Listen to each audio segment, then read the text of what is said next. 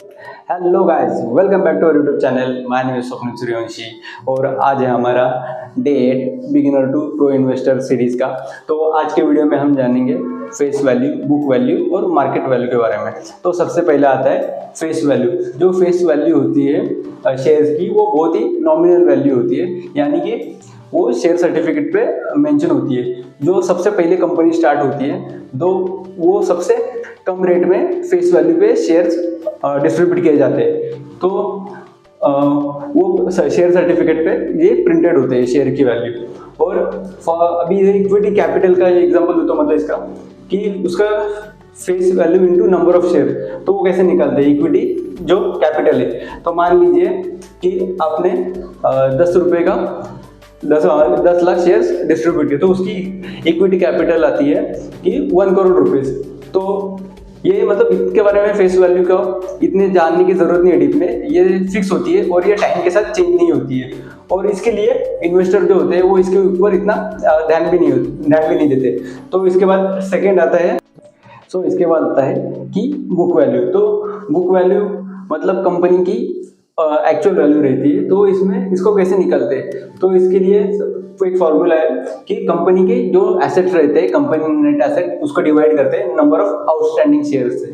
तो उससे पहले वो नेट एसेट्स कैसे पता करते हैं कि उसके क्या है, तो उसके लिए भी एक फॉर्मूला है जो कि हम कंपनी के जो टोटल एसेट्स होते हैं उसको माइनस करते हैं टोटल लायबिलिटी से। तो आपको आ जाता है उसका कंपनी के नेट एसेट। तो फिर इसके बाद फॉर एग्जांपल एक कंपनी है, मान लो जिसकी शू कंपनी है और उसकी वैल्यू है 20 करोड़। 20 करोड़ में उसके पूरी कंपनी की टोटल वर्थ है। तो उसमें वो डिवाइड होता है 15 सीआर के, मतलब उसमें प्रमोटर के और इन्वेस्टर की होल्डिंग है, और 5 सीआर जो है वो 5 सीआर उन्होंने लोन लिया होता है बैंक से।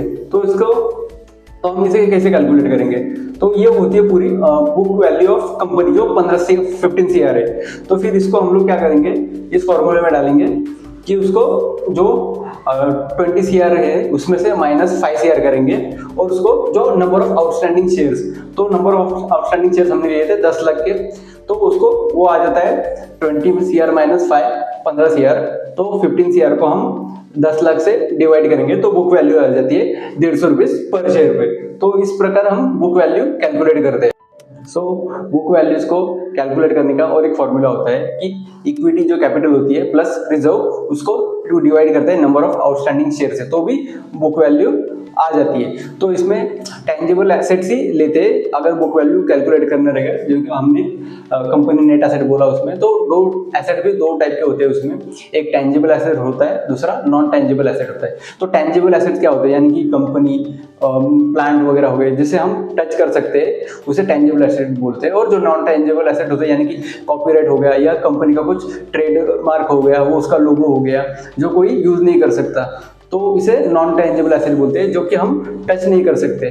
तो इसके बाद आता है मार्केट वैल्यू। मार्केट वैल्यू मतलब सिंपली जो कंपनी का स्टॉक प्राइस है अभी जो चल रहा है, तो उसे मार्केट वैल्यू बोलते हैं यार। आप किसी भी कंपनी के देखेंगे तो फेस वैल्यू, बुक वैल्यू और मार्केट वैल्यू, ये तीनों टोटली डिफरेंट हो सकते हैं। फॉर एग्जांपल अभी किसी कंपनी स्टार्ट में जो शेयर सर्टिफिकेट पे होती है वो फेस वैल्यू होती है 10 रुपये, लेकिन अभी हमने प्रीवियस एग्जांपल में देखा जिसकी वैल्यू थी बुक वैल्यू 150 रुपीज़। तो उसके बाद उसकी मार्केट वैल्यू 200 रुपये होती है, डिपेंडिंग वो कंपनी में लोग कितने बिलीव कर रहे हैं और उसके डिमांड कितनी है उस स्टॉक की। तो इस हिसाब से वो स्टॉक्स उसका प्राइस लो या हाई होती है। तो ये आप कहाँ पे चेक कर सकते हैं, तो ये आपको बुक वैल्यू, मार्केट वैल्यू और फेस वैल्यू चेक करनी होगी। तो आप ये मनी कंट्रोल या फिर टिकर टेप जैसे स्टॉक एनालिसिस के साइट से वो वहाँ पे आप जाके देख सकते हैं। जो बुक वैल्यू होती है वो आप बैलेंस शीट से देख सकते हैं, और जो मार्केट वैल्यू होती है वो लोग डिसाइड करते हैं। यानी कि अभी फॉर एग्जांपल अगर लोग कंपनी में बिलीव करते हैं कि ये फ्यूचर में ग्रो कर सकती है, तो वो लोग उसके लिए प्रीमियम भी दे सकते हैं। तो आप भी एग्जांपल लेंगे तो रिलायंस कंपनी, अगर आपको लगता है मुकेश अंबानी कुछ अच्छा करेंगे फ्यूचर में, तो आप उनके स्टॉक्स में इन्वेस्ट करोगे तो आपको अच्छा प्रॉफिट होगा। तो अभी आप एग्जांपल लेता हूँ कि मान लीजिए एक कंपनी का शेयर है 200 रुपये का, और उसकी जो मार्केट वैल्यू होती है टोटल कंपनी की वो सेम नहीं रहती। तो वो कैसे कैलकुलेट करते हैं, तो उसे हम ले लेते हैं कि जो करंट शेयर का प्राइस है उसको into total number of share से मल्टीप्लाई करेंगे तो वो कंपनी की टोटल वैल्यू आएगी। तो फॉर एग्जांपल अभी हमारे इस एग्जांपल में 200 रुपये करंट प्राइस है और 10 लाख टोटल शेयर्स है, तो इसको मल्टीप्लाई करेंगे तो 20 CR आएगी जो कि टोटल कंपनी की वैल्यू है। तो अभी इसमें हमने पिछले एग्जांपल में देखा कि जो बुक वैल्यू थी वो 15 CR थी, और बट लोग यहाँ पे 5 CR जो है वो प्रीमियम पे करने के लिए तैयार है, क्योंकि लोगों को लगता है वो कंपनी फ्यूचर में अच्छा करेगी।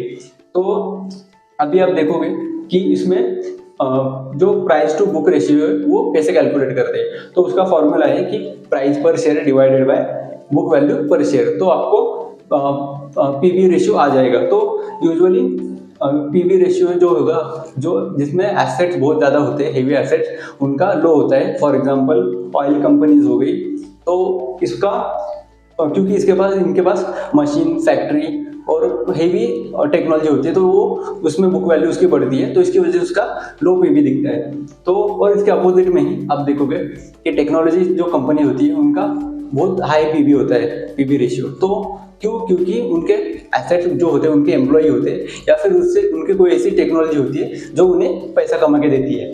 तो अब यूजुअली गुड जो पीवी रेशियो होता है वो 1 से लेके 3 के बीच में होता है, उसे अच्छा पीवी रेशियो बोलते हैं। बट आप उसको जो इंडस्ट्री वाइज ही अपने उसको कंपेयर करें, यानी कि आपका अगर ऑयल कंपनी होगा तो दूसरे ऑयल कंपनी के साथ कंपेयर करो, यानी कि सेम इंडस्ट्री में उससे कंपैरिजन करो। और अगर आप फॉर आईटी कंपनी का पीवी रेशियो जानना चाहते हो तो वो आप दूसरे आईटी कंपनी के साथ, यानी कि टीसीएस का इन्फोसिस से करो, और बीपीसीएल का जो रिलायंस की गैस का वो रहेगा उसके साथ, ऑयल के साथ कंपेयर करो, ना कि आईटी कंपनी का इसके साथ ओएनजीसी या वैसे ऑयल कंपनी के साथ। तो इसमें बहुत डिफरेंस आता है।